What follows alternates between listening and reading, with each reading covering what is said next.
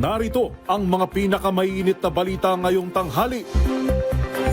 Mega oil price hike kasado na bukas. Higit 10 piso kada litro sa diesel, habang 11 pesos naman sa kerosene. Department of Public Works and Highway Secretary Vince Dizon handa umanong makipagtulungan kung ipatatawag sa anumang investigasyon sa 2019 SEA Games. Senator Alan Cayetano, posible rin ipatawag ng NBI. Natanggap na banta ng karahasan sa Arroyo High School sa Maynila. Iniimbestigahan ng pulisya. Sa MBC TV Sports, Spain, kampiyon sa FIFA World Cup 2026. At sa showbiz spotted, aktres na si Yasi Pressman, engaged na kay Camarines Sur Representative Luigi Villafuerte.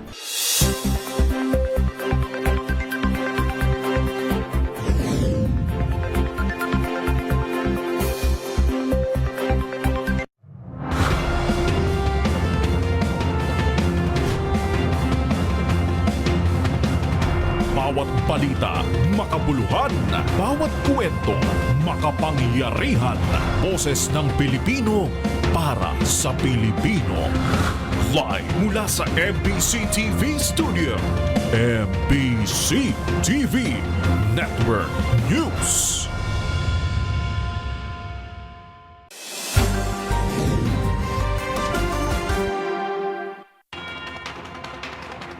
Pilipinas, una sa ating mga balita.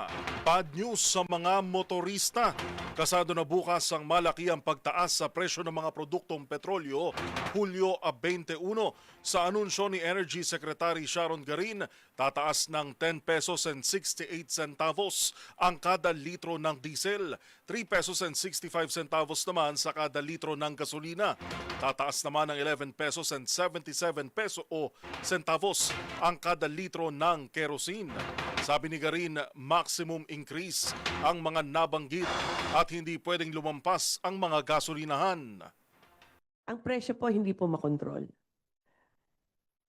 Pwede nating bantayan na walang abuso. Pwede nating bantayan na wala pong nag-overpricing. Pwede nating bantayan na walang nag-hoarding. And we can enforce all these laws with all the help of the other government agencies, including DOE, para magbantay po ng presyo na ang dapat, kahit mahal man yan, pero kahit mahal, tamang presyo ang tina-charge.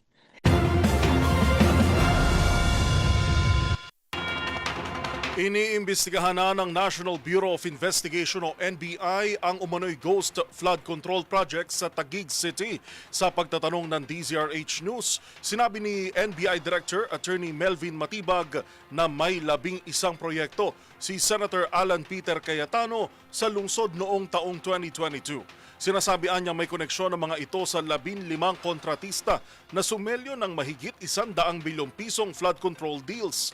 Ayon kay Matibag, baka questionin na naman ang timing ng investigasyon, pero una na niya itong sinabi ni Senator Ping Lacson. In fact, we're already investigating kasi noong 2022 meron siyang 11 proyekto dyan na somehow related dun sa mga pinangalanan na top 15 contractors. Investigahan namin yan. Kaya lang, since tinanong nyo, baka sabihin yung timing na naman. And anyway, public na naman yan dahil sinasabi ni Senator Lacson. So, I think we should mention it. Pinabulaanan naman ni Cayetano na may ghost flood control project sa Taguig, kasabay ng hamon kay Lacson na imbestigahan din ang ibang lungsod at huwag i-single out ang Taguig.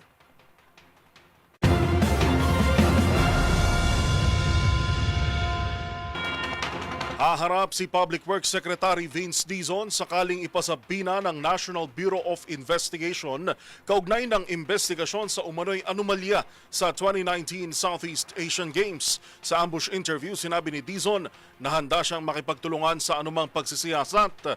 Hindi raw siya nababahala dahil 2021 pa siya naabsuelto sa kasong graft at malversation. Idiniin ng kalihim na malinis ang kanyang konsensya at kumpiyansang walang irregularidad sa konstruksyon ng New Clark City Sports Complex kung saan ginaganap ang 2019 SEA Games. Si Dizon ang nangasiwa sa pagpapatayo ng pasilidad bilang dating presidente at Chief Executive Officer ng Bases Conversion and Development Authority o BCDA. Ginawa ng DPWH Secretary ang pahayag sa maaga niyang inspeksyon sa EDSA Rehabilitation kaninang alas 3 ng umaga. Samantala, posible namang ipatawag ng National Bureau of Investigation si Senator Alan Peter Cayetano kaugnay ng investigasyon sa umano'y anomalya sa 2019 SEA Games. Ayon kay NBI Director Attorney Melvin Matibag, iimbitahan nila ang senador kung lilitaw ang pangalan nito sa testimonya ng mga testigo. Marami na anyang individual ang nagpahayag ng kagustuhan na maging witness sa investigasyon ng Bureau. Sinabi ni Matibag na kailangan magpaliwanag kung bakit hindi lumabas sa corporate records ang pangalan ni Cayetano bilang chairman ng Philippine Southeast Asian Games Organizing Committee o FISGOC.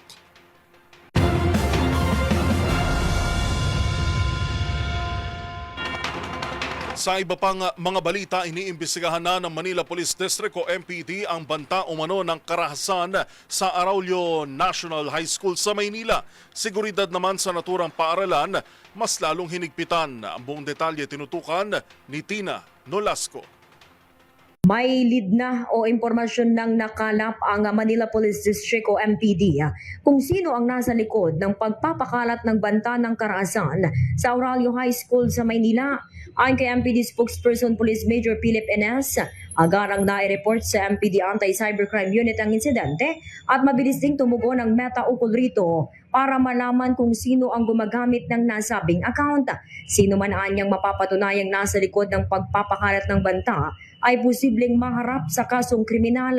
Sakali naman na anyang mapatunayang menor de edad ang nasa likod ng nasabing mensahe, may pananagutan pa rin ito sa ilalim ng Juvenile Act. Gayunman sa ngayon, hindi pa pwedeng isapubliko ng MPD ang impormasyon na nakalap nito. Pakinggan natin si Major Ines.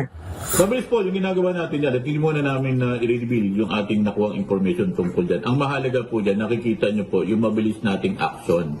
At sabi ko nga po, hindi pa man po tayo nakakatanggap niyan. Katulad po ng binanggit ko sa inyo, meron na rin pong ginawa ang ating ama na nusod ng Maynila tungkol dito para ma-address yung mga ganitong mga insidente. Babala pa ng opisyal sa sino mang nagpapakalat ng naturang mga banta, mabigat ang parusa sa ilalim ng Republic Act 10951 kaugnay ng Anti-Cybercrime Act of 2012.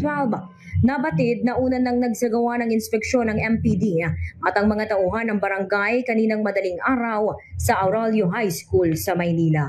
Para sa MBC TV Network News, ito si RH9 Tina Nolasco ng DZRH, una sa Pilipinas, una sa Pilipino.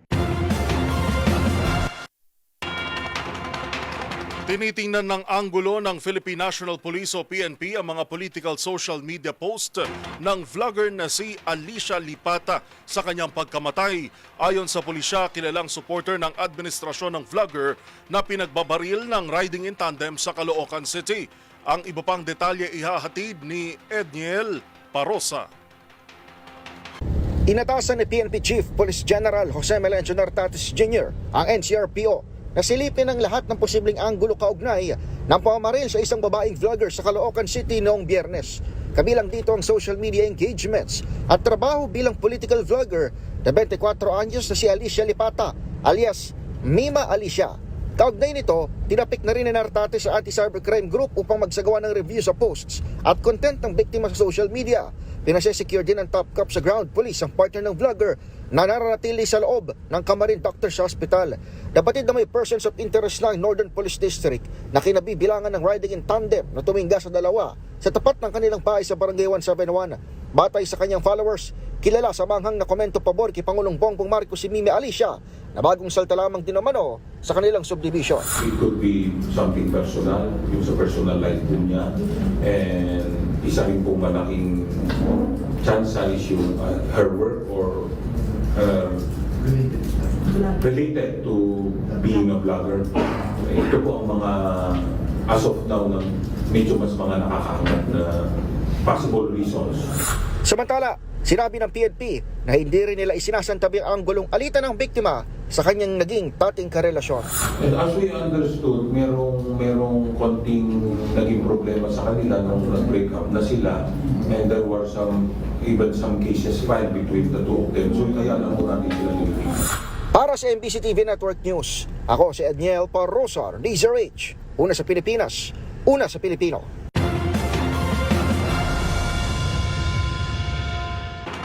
Naniniwala naman ang House Prosecution Panel na makatutulong sa defense team ang bank records ni Vice President Sara Duterte sa kanyang impeachment trial.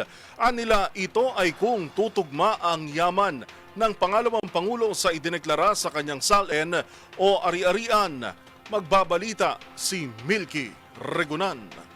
Naniniwala ang House Prosecution Panel na ang bank records ang pinakamabisang depensa ng kampo ni Vice President Sara Duterte laban sa findings ng Anti-Money Laundering Council sa questionable nitong yaman. Ayon kay Prosecution Legal Spokesperson, Attorney Benjamin Tolosa Jr., dapat pumayag na ang defense team na ipresenta ang bank at tax records sa Senate Impeachment Court. Ito ang pinakamalinaw na patunay kung tutugma ang yaman ni VP Sara sa idineklara sa kanyang SALN o Statement of Assets, Liabilities and Net Worth. Paliwanag ni Tolosa, kung gusto nilang patunay na hindi ganon kalaki ang halaga ng nasa bank accounts, dapat sila mismo ang magpakita ng records. Nilinaw din ito na hindi naman general inquiry ang hinihilang ng prosecution at hindi bubuksan ang lahat ng bank accounts. Sa posisyon ng prosecution panel, hindi idineklara ni VP Sara ang lahat ng assets sa SALN dahil hindi tugma ang transaksyon na inuulat ng AMLAC at ang net worth na 88.5 million pesos noong 2024. Umaabot sa 6.7 billion pesos ang covered ng suspicious transactions sa bank accounts ni VP Sara at kanyang asawa mula 2005 hanggang 2026. Para sa MBC TV Network News, ako si Milky Regunan, una sa Pilipinas, una sa Pilipino.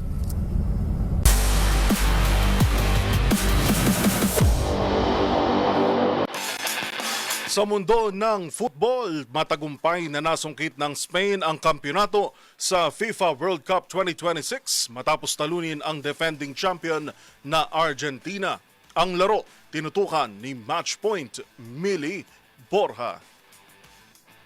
Nasungkit ng Spain ang ikalawang FIFA World Cup title nito matapos talunin ng defending champion na Argentina with 1-0 score sa extra time ng finals sa MetLife Stadium sa New Jersey. Naging bayani para sa La Roja si Ferran Torres matapos itala ang nag-iisang goal ng laro sa 102 minutes. Nagmula ang goal sa header ni Nico Williams mula sa cross ni Pedro Porro na napunta kay Torres. Nagad ipinasok ang bola laban sa goalkeeper ng Argentina na si Emiliano Dibu Martinez. Kinontrol ng Spain ang possession sa kabuuan ng laban at nakalikha ng mas maraming pagkakataong makascore. Hirap naman ng Argentina na makalusot sa depensa ng Spain. Hindi nakapagtala ng shot ang kupunan hanggang sa 115th minute. Nagtapos din sa pagkatalo ang huling FIFA World Cup ni Lionel Messi. Magugunit ang mas maaga ng inihayag ng 39-year-old captain ng Argentina na ang 2026 tournament ang huli niyang paglahok sa World Cup. Tinapos ni Messi ang paligsahan na may 8 goals at 4 na assists.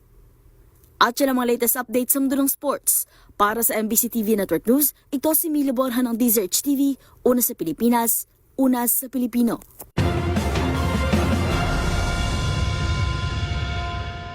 Sa aming pagbabalik, pamamahagi ng gamot para sa Human Immunodeficiency Virus o HIV, nakatakdang simulan ng Department of Health. Yan at marami pang iba sa pagbabalik ng MBC TV Network News.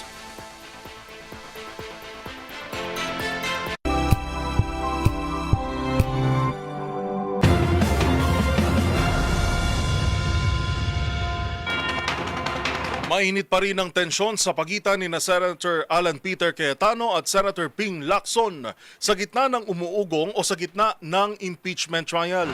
Ang bagong bangayan ng mga senator judge, ibabalita ni Raymond Dadpaas. Sa halip na sa impeachment trial lamang ang tutok sa ngayon sa Senado ay nababaling ito sa bangayan ng mga senador. Ito dahil sa tumitindi ang palitan ng mga maanghang na salita sa pagitan ni Senate Minority Leader Alan Peter Cayetano at Senador Panfilo Ping Lacson at Senador Erwin Tulfo sa kabilang panig. Sa kanyang Facebook Live, tinawag ni Cayetano si Lacson na hindi na Panfilo, kundi Panglito. Dahil siya ang nagpasimuno ng kalituan sa Senado at naging kasangkapan upang makasuhan at makulong sina Senador Jingo Estrada at Senador Rodante Marcoleta. Pati sina Senador Francis Chis Escudero at Senador Joel Villanueva ay itinawit din ngunit nagbago ang ihip ng hangin nang sila lumipat sa majority. Ganon din si Senador Erwin Tulfo na may sabit din umano sa mga questionable infrastructure project ngunit nagbago rin nang siya ay sunod-sunuran na kay Lacson. Nagtataka si Cayetano na nakatingin lamang si Lacson sa Taguig sa issue ng flood control samantalang may kalintulad na issue rin sa Quezon City at sa Maynila. Wala umanong ghost project sa Taguig. Ang dapat umanong tingnan ni Senator Lacson ay ang mga ghost ng Kuratong Baliling at nina Salvador Bobby Dacer at Emmanuel Corbito. At dapat ding ipaliwanag ng Senador ang biglaang pagdoble ng kanyang SALE ng 2022 kumpara sa 2025. Sagot naman ni Lacson, lumampas na si Senador Cayetano sa boundary at inilalagay na sa alanganin ng kanyang integridad. Sabi ni Lacson, nakipag-usap na siya sa mga testigo at kinaukulang otoridad upang ilagay sa dapat niyang kalagyan si Cayetano na sa Quezon City Jail sa Payatas, Quezon City. Sa issue ng flood control ay hintayin niyang magbukas muli ang pagdinig ng Senate Blue Ribbon Committee upang doon niya ilahad ang mga ebidensya sa mga ghost projects sa Taguig. Hindi tinanggi ni Lacson ang pagtaas ng kanyang SALE na galing umano sa legal na negosyo. Habang binigyang katiyakan ni Senator Erwin na tuloy ang investigasyon sa flood control at sa issue ng questionable Taguig infrastructure projects, iimbitahan nila si PTV4 President Lino Cayetano na kapatid ni na Senador Alan at Tia na nagsilbiding mayor ng lungsod ng Taguig. Para sa MBC TV Network News, ito si Raymond Advance ng DZRH, una sa Pilipinas, una sa Pilipino.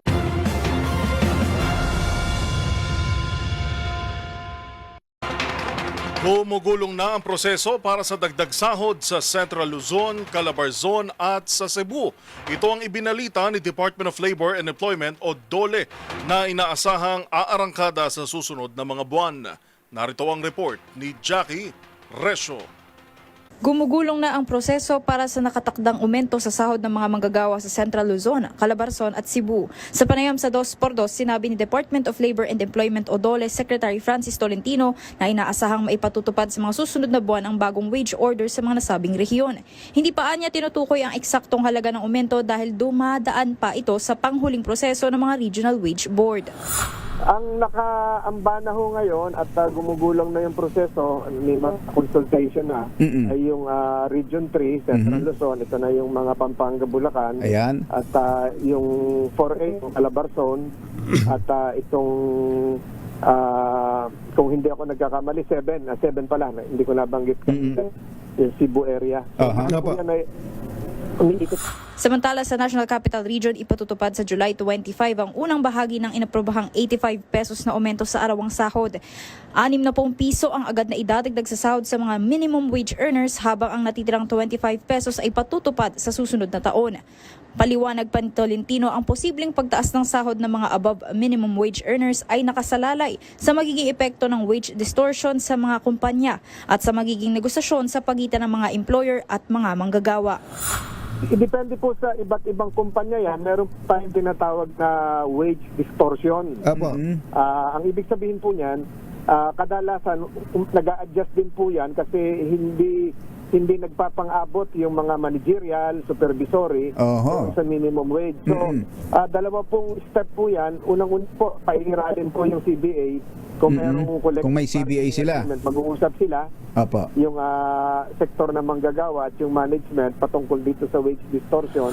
Para sa MBC TV Network News, ito si Jackie Resyo ng DZRH, una sa Pilipinas, una sa Pilipino.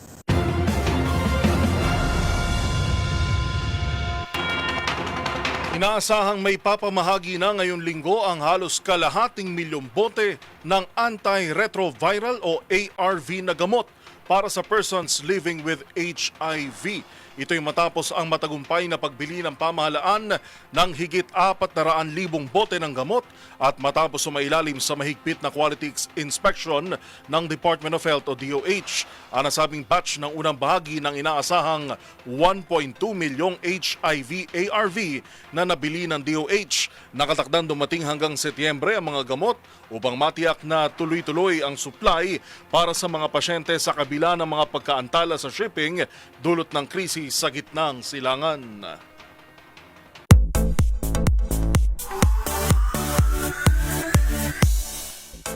Engaged na ang aktres na si Yasi Pressman kay Camarines Sur Representative Luigi Villafuerte.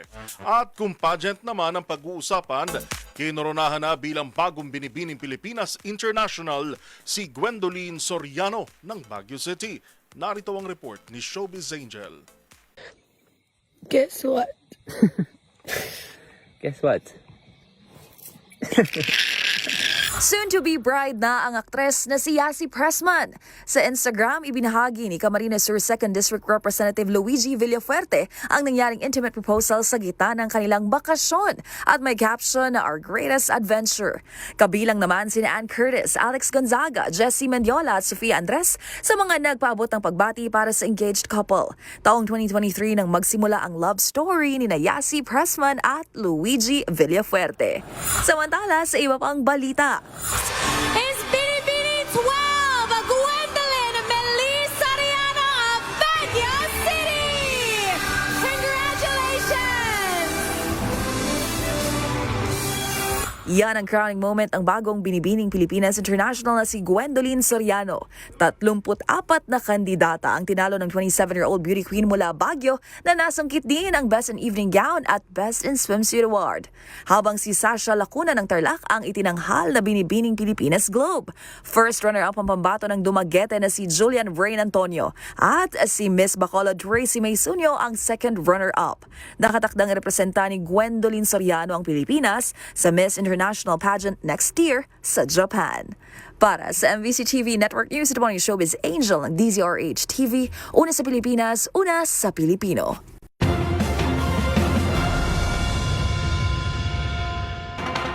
At yan po ang mga balitang aming nakalap ngayong araw ng Lunes. Sa ngalan ni Karen Oyong, ito po si Yuel Reyes. Magkita-kita tayo muli bukas araw ng Martes para sa mga balitang makabuluhan, mga kwentong makapangyarihan. Hatid pa rin ang boses ng Pilipino para sa Pilipino. Ito ang MBC TV Network News.